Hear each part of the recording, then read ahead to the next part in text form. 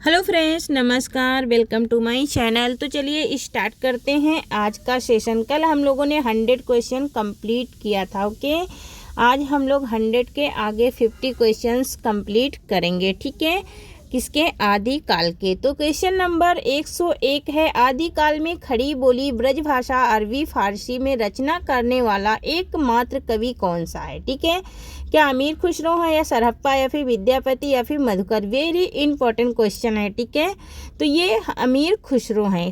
ठीक है, ये अमीर खुसरो हैं एकमात्र कवि जो कि अरबी फारसी और ब्रजभाषा खड़ी बोली में रचनाएं किए। ठीक है, नेक्स्ट है 102 नंबर है, कीर्तिलता कीर्ति पताका गंगा वाक्यावली रचनाएं किस कवि की हैं? क्या रत्नाकर की हैं या विद्यापति की हैं या फिर उमापत की हैं या फिर मती राम की हैं? ओके, क्या होगा इसका राइट आंसर? तो ये किसकी हैं? विद्यापति की हैं। ठीक है, जिसमें कीर्तिलता में कीर्ति सन का वर्णन किया गया और कीर्ति पताका में शिवपालगंज का वर्णन किया गया है। ठीक है, जयचंद प्रकाश ग्रंथ के रचनाकार कौन है? मधुकर है या फिर भट्ट केदार या फिर जगनिक या फिर केशवदास? क्या होगा इसका राइट आंसर? ओके, इसका राइट आंसर हो जाएगा भट्ट केदार। जयचंद प्रकाश ग्रंथ के लिखने वाले कौन हैं? तो भट्ट केदार। जयमयंक जस चंद्रिका के रचनाकार हैं? क्या मधुकर हैं या फिर भट्ट केदार या फिर रोड़ा या फिर केशवदास? क्या होगा इसका right answer? Okay, 104 number question का राइट आंसर क्या होगा? तो इसका राइट आंसर हो जाएगा हमारा, नेक्स्ट क्वेश्चन है हमारा, खलिक बारी नुहे सिपर दो सुखने पहेलियाँ के रचनाकार कौन है? वेरी इंपॉर्टेंट ये भी है। अब्दुल हसन खुसरो हैं या फिर निजामुद्दीन औलिया हैं या फिर दाऊद हैं? तो ये अब्दुल हसन खुसरो हैं, ये अमीर खुसरो का ही नाम है। क्या? अब्दुल हसन खुसरो। ठीक है, अब्दुल हसन खुसरो का ही नाम है। क्या? अब्दुल हसन खुसरो। ठीक है, तो नेक्स्ट क्वेश्चन देखेंगे हम। नेक्स्ट क्वेश्चन हमारा क्या हो जाएगा? नेक्स्ट क्वेश्चन 106 नंबर क्वेश्चन होगा हमारा। यहाँ पर रणमल्ल छंद है, श्रीधर का या नागार्जुन का या सरहप्पा का या फिर देवसेन का? क्या होगा इसका राइट आंसर 106 नंबर क्वेश्चन का? तो श्रीधर हैं। इसके कौन है? श्रीधर हैं। नेक्स्ट क्वेश्चन है 107 नंबर है, करकांड चर्यु नामक जैन कृति के लेखक हैं? क्या मुनि जिन विजय हैं? तो मुनि कनक कम्मार हैं। ठीक है, नेक्स्ट क्वेश्चन है 108 नंबर है, संस्कृत प्रकट काव्य कुमारपाल और प्रतिबोध के रचनाकार कौन हैं? क्या हेमचंद या फिर वररुच या फिर सोमभद्र सूर्य हैं या फिर जयानक हैं? ठीक है, क्या होगा इसका राइट आंसर? तो इसका राइट आंसर हो जाएगा हमारा सोमप्रभा सूरी। कौन हो जाएगा? सोमप्रभा सूरी हो जाएगा। आदि पुराण महापुराण तथा जसचर्यु के रचनाकार कौन हैं? स्वयंभू, पुष्पदंत, सरहप्पा या फिर मणिक भ्रदपा? क्या हो जाएगा इसका राइट आंसर? तो इसका राइट आंसर हो जाएगा पुष्पदंत। ओके, क्वेश्चन नंबर 109 का राइट आंसर क्या हो जाएगा? पुष्पदंत हो जाएगा। ठीक है, ओके, नेक्स्ट क्वेश्चन हमारा है, नेक्स्ट क्वेश्चन देखेंगे। यहाँ पर आदि पुराण और महापुराण के कौन है? पुष्पदंत है। नेक्स्ट क्वेश्चन 110 नंबर है, दुआ श्रावा काव्य और शब्दानुशासन प्रकट व्याकरण की रचना किसने की? क्या हेमचंद ने की या फिर चिंतामणि ने या फिर मधुकर ने या फिर भट्ट केदार ने? ठीक है, क्या हो जाएगा इसका राइट आंसर? तो इसका राइट आंसर क्या होगा? ठीक है, तो इसका राइट आंसर हो जाएगा हेमचंद। ओके, नेक्स्ट क्वेश्चन है 111 नंबर है, विद्यापति की किस रचना में शिव सिंह का वर्णन है? ठीक है, तो यहाँ पर अभी मैंने बताया था कि किसका वर्णन है? कीर्ति पताका जो है इसमें शिव सिंह का वर्णन भी है और शिवपालगंज का भी वर्णन है। विद्यापति किस राजा के आश्रित कवि थे? ओके, क्या कीर्ति सिंह के थे या फिर गोविंद चंद के थे या फिर रुद्र प्रताप या फिर प्रताप सिंह के? तो वो कीर्ति सिंह के थे आश्रित कवि। ठीक है, नेक्स्ट क्वेश्चन 113 नंबर है, हिंदी में नक्सिक वर्णन की संगारिक परंपरा किस ग्रंथ से आरंभ होती है? ठीक है, नक्सिक वर्णन की संगारिक परंपरा किस ग्रंथ से आरंभ होती है, मतलब कि शुरुआत होती है? क्या पृथ्वीराज रासो या फिर उपदेश रसायन रास से या फिर संदेश रासक से या फिर राहुल वेल से? तो ये राहुल वेल से होती है। ठीक है, नेक्स्ट क्वेश्चन है हमारा, अभिनव जयदेव, कवि शेखर और दया विधान खेलन कवि आदि उपाधियां किस कवि को प्राप्त हैं? तो ये क्या जयदेव या विद्यापति या उमापति या फिर पुष्पदंत, तो किसको प्राप्त हैं ये तो सबको पता होगा कि अभिनव जयदेव विद्यापति को कहते हैं। ठीक है। असंगत जोड़ा छांटिए। ठीक है। 115 नंबर में असंगत क्या है? दबंगे पुराण क्या भीम कवि का है या फिर वेली किशन रुक्मुनि री या फिर पृथ्वीराज या फिर गाथा सप्तशती? ओके, क्या हो जाएगा इसका राइट आंसर? तो यहाँ पर जो चंद्र कवि हैं ये शौकाचार का नहीं है। ठीक है, शौकाचार की नहीं है। पदावली समय किस ग्रंथ का हिस्सा है? ठीक है, पदावती समय किस ग्रंथ का हिस्सा है? क्या पद्मावत का है या फिर पृथ्वीराज रासो का या फिर विशलदेव रासो का या फिर इनमें से कोई नहीं? तो ये पृथ्वीराज रासो का है। ठीक है। नेक्स्ट क्वेश्चन है 117 नंबर है, आदिकाल में मनोरंजन पारक का रचना करने वाले लेखक हैं, तो वो अमीर खुसरो हैं। ठीक है। इन्होंने मुकरियाँ, पहेलियाँ ये सब बहुत ज़्यादा इन्होंने लिखा, इसलिए ये मनोरंजक कवि भी कहलाते हैं। नारियों के प्रति निंदा और उपेक्षा भाव किस साहित्य में मिलता है? क्या नाथ साहित्य में या सिद्ध में या फिर जैन साहित्य या फिर रासो साहित्य में? ओके, क्या हो जाएगा इसका राइट आंसर? 118 नंबर क्वेश्चन का, ये भी इम्पोर्टेंट क्वेश्चन है, तो नाथ साहित्य में मिलता है। ठीक है। नेक्स्ट है 119 नंबर, स्वयंभू की उस कृति का नाम बताइए जिसमें राम कथा वर्णित है। ठीक है, बहुत ही इम्पोर्टेंट क्वेश्चन है, क्योंकि यहाँ पर पाउमचर्यु है, ये भी स्वयंभू का है। स्वयंभू छंद ये इसी में है, पाउमचर्यु में ही है। ठीक है, पाउमचर्यु में ही राम कथा का वर्णन है। ठीक है, और यहाँ पर स्वयंभू जो छंद है। नेक्स्ट देखेंगे 120 नंबर क्वेश्चन है, आदिकाल किस कृति को छंदों का अजायब घर कहा जाता है? आदिकालीन किस कृति को छंदों का अजायब घर कहा जाता है? क्या विशलदेव रासो को कहा जाता है या फिर परमाल रासो को या पृथ्वीराज रासो को या फिर रामचंद्रिका को? ठीक है, तो यहाँ पर जो पृथ्वीराज रासो है ये तो एक क्या है, महाकाव्य है। यहाँ पर रामचंद्रिका, हाँ रामचंद्रिका जो है ये छायावत का अजैब घर, ये छायावत के उसमें कहा जाता है, लेकिन ये केशोदास का है। ठीक है, केशोदास का है रामचंद्रिका, और पृथ्वीराज रासो जो है ये चंद बरदाई का है। ठीक है, लेकिन ये आदिकालीन पूछा है, तो आदिकालीन के हिसाब से पृथ्वीराज रासो ही राइट आंसर होगा। ठीक है, पृथ्वीराज रासो ही राइट आंसर होगा। इसे रामचंद्रिका को तो किसने कहा है? आचार्य रामचंद्र शुक्ल ने कहा है छंदों का अजायब घर। ठीक है, लेकिन अगर आदिकालीन पूछेगा तो आदिकालीन में हमें पृथ्वीराज रासो को ही लगाना है। ठीक है, नेक्स्ट है 121 नंबर है, विशलदेव रासो की विरहिणी नायिका है। क्या नागमती है या विद्यापति है या फिर संयोगिता है या फिर राजमती है? क्या हो जाएगा इसका राइट आंसर? तो इसका राइट आंसर क्या हो जाएगा? 121 का राइट आंसर हो जाएगा राजमती, है ना। विशलदेव गुस्सा करके नाराज होके कहाँ गया था? राजमती से, उड़ीसा, है ना। सहजिया संप्रदाय के प्रवर्तक थे। सहजिया संप्रदाय के प्रवर्तक कौन थे? क्या गोरखनाथ थे या फिर सहजोबाई थी या फिर सरप्पा थे या फिर इनमें से कोई नहीं थे? क्या हो जाएगा इसका राइट आंसर? जहाँ जहाँ मैं स्टार लगा रही हूँ वो समझ लेना कि ये इम्पोर्टेंट क्वेश्चन है। ओके, तो ये स्टार वाले जितने भी हैं इम्पोर्टेंट है। ये सरहप्पा इसके प्रवर्तक थे। आध्यात्मिक रंग के चश्मे आजकल बहुत सस्ते हो गए हैं, यह उक्त शुक्ल जी के किस कथन में कही गई, किस रचना में कही गई है? आध्यात्मिक रंग के चश्मे आजकल बहुत सस्ते हो गए हैं, यह उक्त शुक्ल जी ने अपने किस रचना में कही है? ठीक है, क्या गीत गोविंद में या फिर रामचरितमानस में या फिर पद्मावत में या फिर विद्यापति के पदावली में? किस में इन्होंने कहा है शुक्ल जी ने? ओके, तो राइट आंसर हो जाएगा विद्यापति की पदावली में कहा है शुक्ल जी ने कि आध्यात्मिक रंग के चश्मे आजकल बहुत सस्ते हो गए हैं।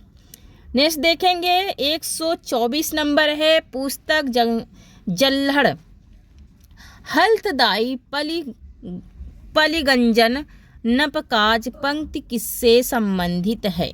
पुस्तक जल्लड़ हल्थ गाई नचलिगंजन नपकाज। तो ये चंद बरदाई से सम्मिलित है। ठीक है, चंद बरदाई से।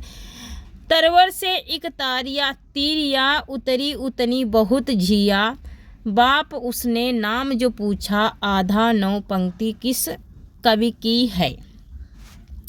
ये किस कवि की पंक्तियां हैं? क्या हरिश्चंद्र की हैं या फिर खुसरो की हैं या फिर चंद कवि की हैं या फिर कोई नहीं? तो ये खुसरो की पंक्तियां हैं। अधिकतर इन्होंने जो भी रचनाएं ये अवधि में अधिकतर इन्होंने अवधि फारसी में लिखा है। ठीक है। गोरी शोवे सेज पर मुख पर डोरे केस डारे केस। गौरी शोवे के सेज पर मुख पर डारे केस चल खुसरो घर आपने रैन भाई चहु देश। पंक्ति किसके परलोक गमन पर कहा था? किसने? अमीर खुसरो ने। किसके परलोक गमन पर? निजामुद्दीन औलिया पे। ठीक है। ने देखिए बजिया घोर के निशान रान चौहान चौहदीसी पंक्ति संबंधित है। किससे संबंधित है? क्या विसल देव से या फिर पृथ्वीराज रासो से या फिर प्रमाल रासो से या फिर इनमें से किसी से भी नहीं है? बजिया घोर तो ये पृथ्वीराज रासो से क्या है? संबंधित है। 12 बरस लो कुकुर जिए और 13 ले जियो सियार। ये पंक्ति किसकी है? 13 18 कुकुर और आगे जीवन को धिक्कार, है ना? ये किससे ली गई है? किससे ली गई है?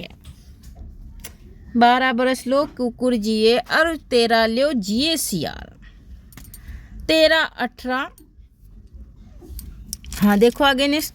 नल सिंह की या फिर यज्ञनिक की? यज्ञनिक के परमाल रासों से ली गई है। ठीक है, यज्ञनिक के परमाल रासों से। जो जिड़ सावण भसियाऊ जो कहूँ सौ के रचनाकार हैं। क्या हेमचंद है या फिर देवसेन है या फिर चंदबरदाई है या फिर स्वयंभू हैं? 129 का राइट आंसर क्या हो जाएगा? 129 का राइट आंसर है देवसेन। ओके, देवसेन। जिनमें जीड़ और ईड़ ये सारे शब्द ज़्यादा मिलेंगे ना, ये समझ लेना देवसेन या फिर खुसरो की। जय मन पावन ना संचाई सचराई रवि सस नहीं पावेश तहि वट चित विषम कहू करू सरहे कवि के देश। ठीक है, ये लुइपा की है या फिर कड़हप्पा की या फिर कुकुरिया की है या फिर सरहप्पा की है? किसकी है ये पंक्तियाँ? ठीक है, क्या हो जाएगा इसका राइट आंसर? तो ये सरहप्पा की हैं। ठीक है। नेक्स्ट क्वेश्चन है हमारा, भला हुआ जू मरिया बहिड़ी महरा कंतु और लाजित तू वसैम अड़ जाई भंगा घरु एत। ये पंक्तियाँ किस रचनाकार की हैं? किस रचना से हैं और किस कवि की हैं? ठीक है, तो ये देवसेन की हैं या फिर हेमचंद की या फिर बर्रुच की? तो ये हेमचंद की हैं। ये हेमचंद की पंक्तियां हैं। ठीक है। नेक्स्ट क्वेश्चन है हमारा 132 नंबर है, पृथ्वीराज रासो को अर्ध प्रमाणिक मानने वाले विद्वान हैं। अर्ध प्रमाणिक, इनको अर्ध प्रमाणिक किसने माना है? क्या हजारी प्रसाद द्विवेदी या फिर आचार्य रामचंद्र शुक्ल या फिर श्याम सुंदर दास या फिर कर्नल टड? तो एक होते हैं अप्रमाणिक, एक होते हैं अर्ध प्रमाणिक। तो अर्ध प्रमाणिक मानने वाले कौन हैं? हजारी प्रसाद द्विवेदी हैं। और अप्रमाणिक मानने वाले कौन हैं? तो आचार्य रामचंद्र शुक्ल हैं। ठीक है। और प्रमाणिक मानने वाले कौन हैं? मिश्र बंधु और श्याम सुंदर दास। मनोह कला रस भान कला 1600 बजिए पंक्ति किस रासो ग्रंथ से संबंधित है? क्या आलखंड से है या फिर हमीर रासो से या फिर पृथ्वीराज रासो से या फिर इनमें से कोई नहीं? क्या हो जाएगा इसका राइट आंसर? तो पृथ्वीराज रासो से है। ठीक है। एक नार ने अचरज किया, एक नार ने अचरज किया सांप मार पिंजरे में दिया। पंक्ति ये काव्य पंक्ति के रचयिता हैं। एक नार ने अचरज किया सांप मार पिंजरे में दिया, तो यह चलो खुसरो की है। गोरखनाथ के गुरु थे। गोरखनाथ के गुरु कौन थे? मच्छेंद्रनाथ। मच्छेंद्रनाथ गोरखनाथ के गुरु थे। ठीक है। नेक्स्ट क्वेश्चन है 136 नंबर है, निम्न की रचनाओं को सही क्रम में रखिए। परमाल रासो, पृथ्वीराज रासो, विशलदेव रासो या फिर खुमार रासो? तो यहाँ पर खुमार रासो पहले, फिर विशलदेव रासो, फिर पृथ्वीराज रासो, फिर परमाल रासो। क्या ठीक है? ओके। नेक्स्ट क्वेश्चन है 137 नंबर 1272। मझारिये जेठव नवनी बुधवार 21 रासों के रचना वर्ष की ओर ये संकेत करता है। मतलब कि कौन सा रासो ग्रंथ है जिसकी ओर ये टाइम बता रहा है? तो विशलदेव रासो 1272।